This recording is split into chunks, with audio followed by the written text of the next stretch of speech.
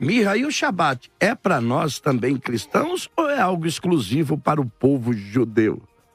Olha, apesar que eu tô do lado aqui da bancada do professor Rodrigo Silva, eu vou defender o versículo em Êxodos. Veshameru bnei Israel et Shabbat. Lasot et Shabbat ledorotam beritolam. O povo de Israel vai cumprir o Shabat. Vai ser um pacto eterno entre eu, Beini, o Ven bnei Israel, entre eu e o povo de Israel.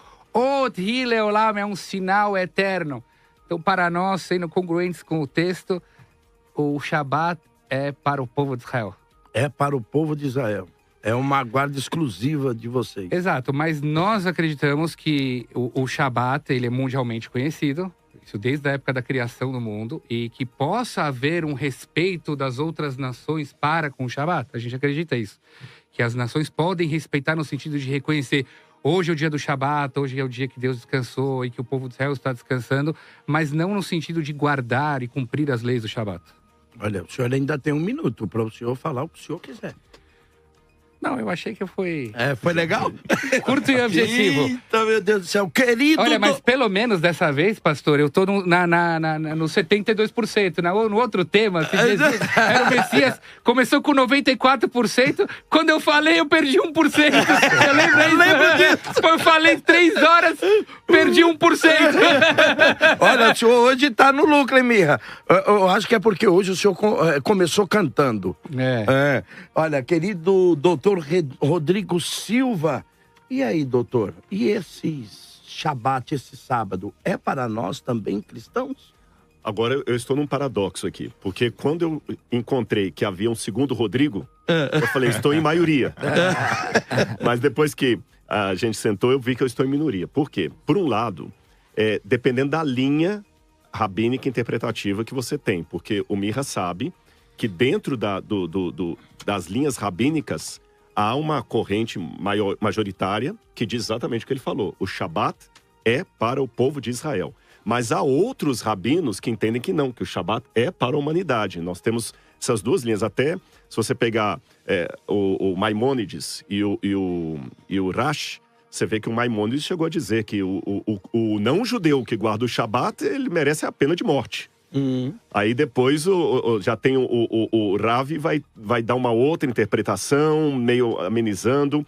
Há um meio termo que acha assim, não, o que não é judeu, ele pode guardar o Shabat, mas não como judeu. Então tem essas linhas. Se eu guardo o Shabat, dependendo da linha que se segue, citei aqui o Maimônides, eu estou cristianizando o judaísmo, o que é um erro. Por outro lado, pensando agora no outro lado da bancada, se eu guardo o Shabat, eu estou judaizando o cristianismo. Então, é uma situação muito delicada, que de um lado, eu estou judaizando, no outro eu estou cristianizando. Eu interpreto que o Shabat é uma bênção para a humanidade. Jesus disse, o sábado foi feito por causa do homem, e não o homem por causa do sábado. E é interessante que ao Jesus falar isso, tem uma passagem no Talmud, que depois eu posso ler aqui, que fala que o Shabat foi feito para o judeu, e não o judeu para o Shabat. Jesus parece estar falando a mesma coisa, só que ele troca a palavra judeu pela palavra homem. Então, a interpretação de Jesus parece que o Shabat foi feito para a humanidade, e não a humanidade para o Shabat.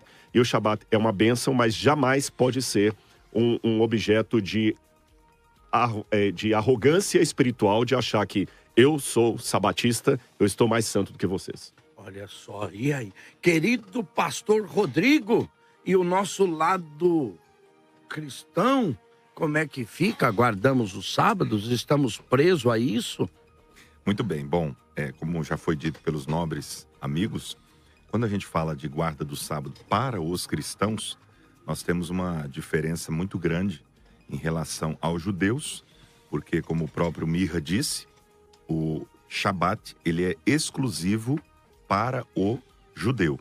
E nós, como cristãos, não precisamos cumprir esse mandamento, porque Cristo trouxe uma nova perspectiva no Novo Testamento acerca dele. Inclusive, quando nós falamos de Shabat, também é importante ressaltar que o cumprimento, pelo menos do princípio, seria muito importante para a humanidade, seria muito louvável e, inclusive, não teríamos tanto burnout, né, se as pessoas seguissem pelo menos o princípio do descanso. Tem gente que não quer descansar E nós vivemos numa sociedade tão ativista que as pessoas, elas se orgulham em dizer que não tiram férias.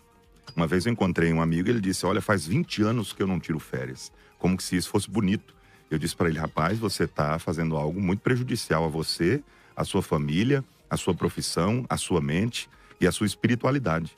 Porque o princípio é importante, tanto do âmbito espiritual quanto do âmbito social.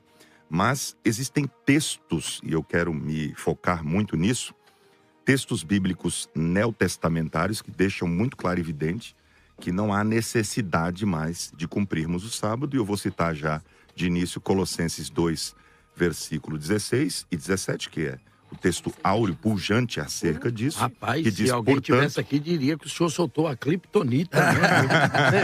O áureo pujante ainda ficou mais. Não é, Rodrigo? É a criptonita, né? Portanto, ninguém vos julgue pelo comer ou pelo beber, ou por causa dos dias de festa, ou da lua nova, ou dos sábados, no plural, que são sombras das coisas futuras, mas o corpo é de Cristo. Então, acho que esse versículo, ele já deixa muito claro, porque todas as vezes que a Bíblia cita no Novo Testamento o sábado, são cerca de 60, todas elas têm a ver com o sábado semanal, e nunca com um sábado anual ou outro tipo de sábado. Ok. Querido pastor Marcelo Hebraísta, e aí, Marcelo, como é que é essa questão para nós cristãos? Muito obrigado, pastor Calixto. Nós defendemos, nós cristãos, que o nosso descanso está numa pessoa, aquele que é o descanso da graça, conforme Mateus capítulo 11, dos versos 28 a seguir. Agora tem também, pastor Calixto, uma questão exegética. Quando nós falamos do Shabat, nós logo pensamos em descanso. E aí nós teremos, abre aspas, um problema, porque conforme o livro de Ishaiahu, capítulo 40, verso 28, diz que o Eterno, ele não se cansa e nem se fadiga. Então nós temos que começar desse pressuposto exegético, primeiro, que Shabat literalmente não é descanso, é cessar. A ideia do original não é descansar, é cessar, segundo o rabino Aryeh Kaplan, que é um gênio, né? Foi um gênio do judaísmo, Mirra deve conhecer muito bem. O rabino Ventura, que aqui acaba de chegar, Baruch Haba Beshem Adonai. Toda rabá. Ok. Baruch Hanimtza. Amém. Então, rabino Aryeh Kaplan, nesta obra magna, né? Ele explica que até o próprio Deus trabalhou. Note bem, o Eterno trabalhou no 7º dia, pastor Calixto. Gênesis, Bereshit 2, verso 2, o Passuque 2 diz, havendo Deus terminado no dia 7º, né? O hebraico diz, Vaihal Elohim Bayom Hashevi'i Melarto Asher Asav Vaishvot Bayom Hashevi'i Mikol. Então, o próprio Deus, Mirra, trabalhou, não é? É lógico que vocês vão partir para a Torá Shebal Peh, e Deus trabalhou no sentido de criar o descanso, de criar o Shabat. Então nós entendemos, Calixto, cristãos, eu, aqui, o meu amigo Rodrigo Ursino, e hoje o professor Rodrigo Silva vai vir para o nosso lado também. Olha, já começou, pastor Rodrigo. Eu tô me sentindo... O judeu não quer que eu guarde o sábado.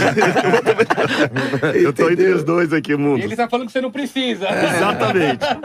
Então, é sobre essa perspectiva que nós, né, entenderemos. E o Mirra, acho que pontuou muito bem, o Shabat é um mandamento eterno para os judeus. E penso que até para eles, que aqui data máxima vem é difícil, porque olha o que diz o tratado aqui de Shabat, o 118b, diz que se Israel guardar os 2 Shabatot, eles serão imediatamente redimidos, não é? A Geolá virá.